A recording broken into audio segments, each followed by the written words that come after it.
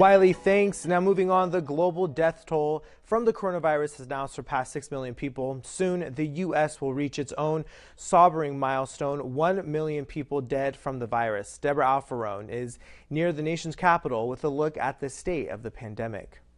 The global death toll from COVID has now stretched past 6 million people, according to Johns Hopkins University. It's a hard number to fathom because these are deaths. This isn't just a wide range of infections. These are people who themselves and family members have lost a life that's precious. Tara Krebs lost her father Charles to COVID early in the pandemic. They're not numbers. My father was a person, and he is loved, and he's missed.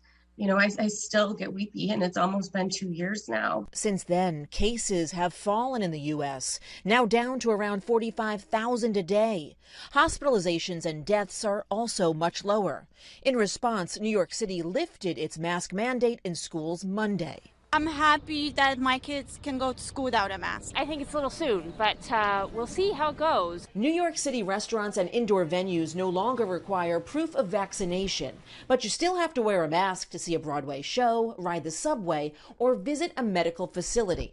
Restrictions are lifting across the U.S. Even so, a convoy of truckers is protesting COVID-related mandates. They did a couple of loops around the Beltway around Washington over the weekend, and they say they plan to talk to lawmakers on Capitol Hill later this week. I've talked to a few truckers, and there are different specific goals, from the mandate to general government overreach. Around the world, COVID death rates are still high, including in war-torn Ukraine. Hong Kong is also battling a sweeping and crippling COVID outbreak.